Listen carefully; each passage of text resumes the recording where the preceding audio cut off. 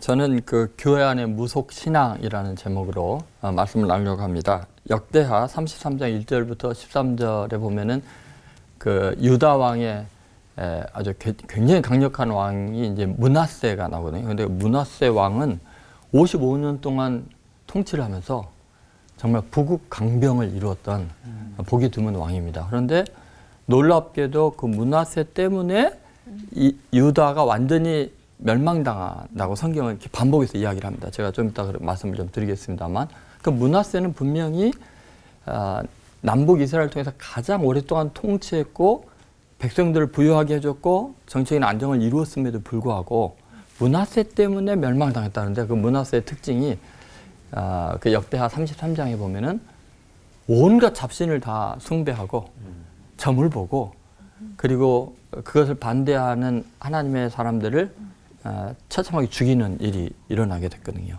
도대체 무속신앙이라는 것이 뭐고, 분명히 므낫세는 유다의 히스기야, 최고의 종교개혁가인 히스기야의 아들이거든요. 그런데 어떻게 이럴 수가 있는가?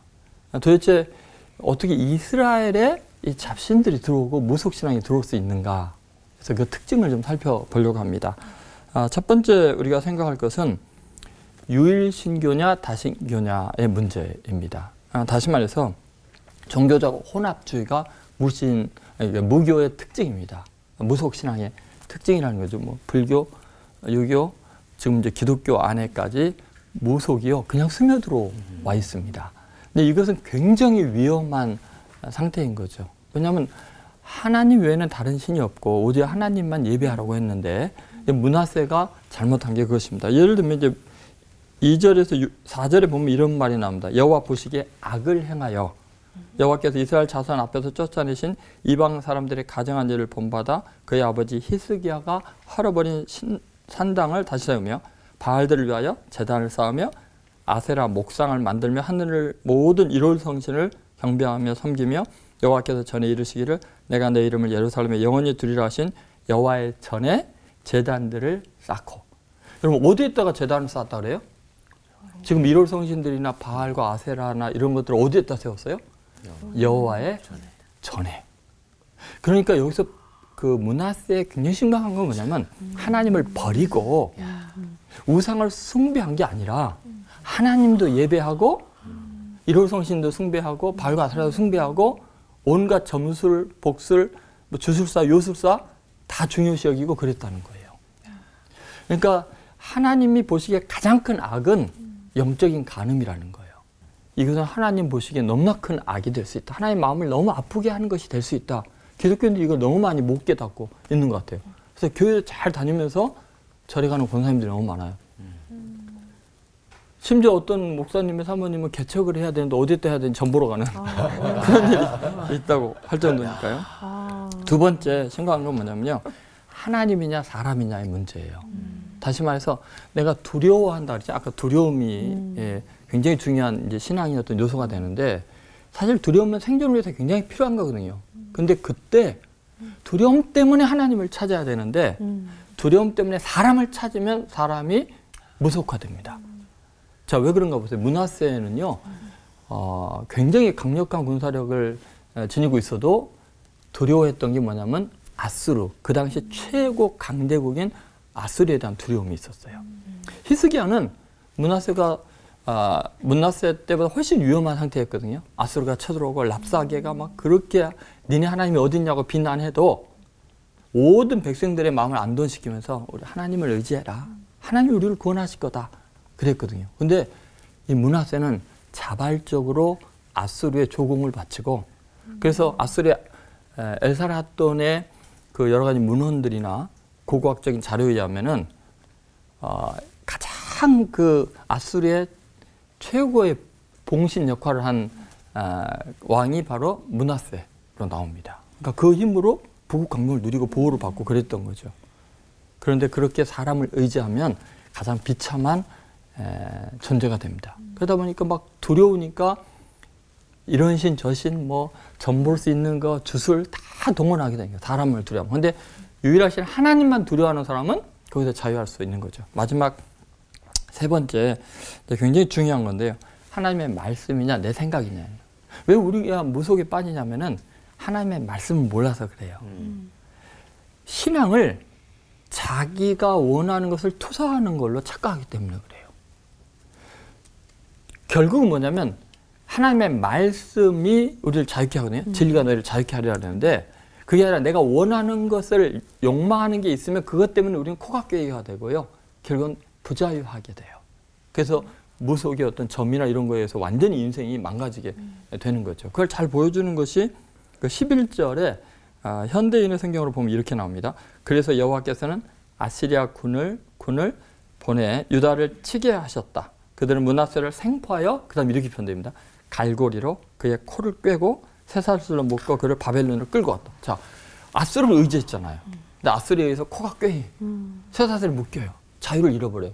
여러분 하나님 아닌 내가 원하는 것을 욕망하고 그게 부국강병이고 뭐 평화하고 안정일지라도 하나님 아닌 다른 것이 우리의 목표가 되면요. 거기 코가 꿰갖고요.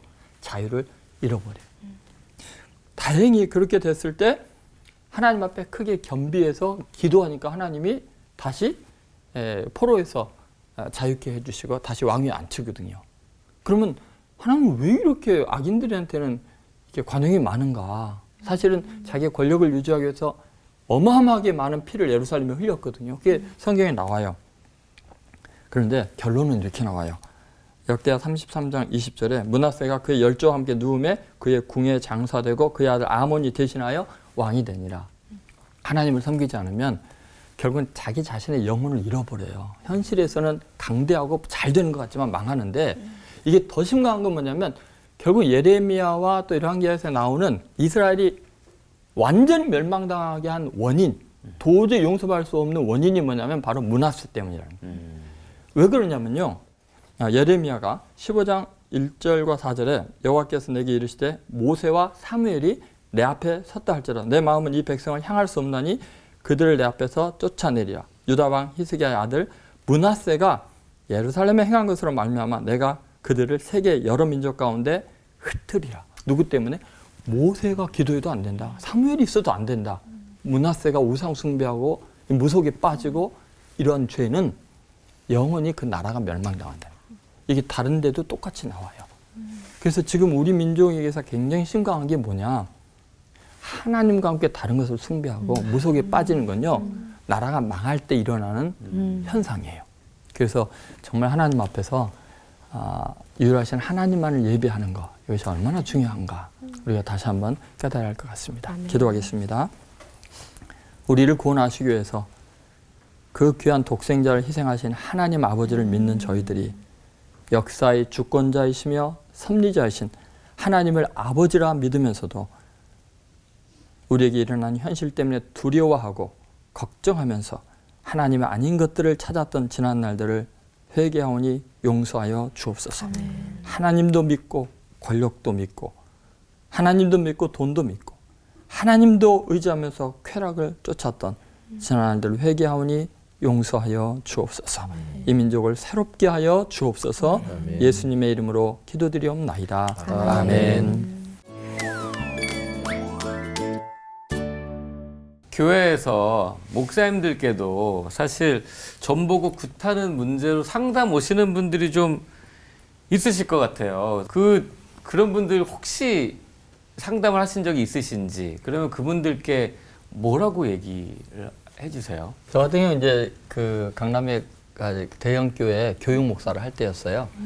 그때 한 그 여자 청년이 와서 상담을 하면서 울면서 막 거의 뭐 그 목숨을 끊어야 될 것처럼 힘들어 하더라고요. 그래서 왜 그러냐 했더니 자기가 교회 안에서 7년 6개월을 사귀었던 오빠가 있고 이제 결혼을 해야겠다는 생각이 들었는데 갑자기 헤어지자 그런다는 거예요. 그래서 왜 그러냐고 물어보니까 자기 엄마가 그 교회 권사로서 굉장히 유명한 분인데 이분이 이제 이 아들이 결혼하겠다 그러고 이제 여자친구 소개해주겠다고 하니까 이름이랑 생년월일이랑 다 이렇게 적어라 해가지고 사주를 점을 보러 가고 무당한테 또 하고 사주 보고 이랬는데 공통적인 이야기가 그 남편의 앞길을 망칠 여자다. 그러니까 당장 헤어져라. 너 헤어지지 않으면 너는 더 이상 내 아들이 아니다. 알고. 근데 그 청년이 리더 중에서도 아주 탑 클래스에 해당하는 리더들을 교육하는 코리더 중에 한 명이었어요. 근데 그 엄마에게 워낙 그 순종적이고 착한 아들이어가지고 결국 이제 헤어지자고 그래서 헤어졌어요. 그것 때문에 도저히 이해가 안 간다. 어떻게 교회에 권사님이 이럴 수가 있느냐 통곡을 하더라고요. 그래서 제가 울지 말라고 굉장히 잘 된 일이다. 그렇지. 잘해야지. 그런 집안에 너 시집가면 어떻게 되겠냐. 그렇지. 어?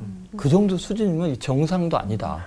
어? 인간의 기본성도 안 돼 있고 그리고 그런 엄마의 젊게 뭐 그거에 말 들어서 살아계신 하나님의 말씀을 어기면서 그런 미신을 따라가는 거 그런 남자면 앞으로 위기가 오면 언제든지 헤어질 위험성이 있는데 잘 됐다 차라리. 예, 그러니까 전혀 슬플 일이 아니고 잘 된 거지. 오히려 그 실체가 그 집안의 실체도 자녀 스스로 폭로한 거고 그 남자의 사랑의 수준도 폭로된 거니까 울지 말라 하나님께 감사해라. 그랬더니 얼굴 색이 좀 밝아졌어요. 아, 그런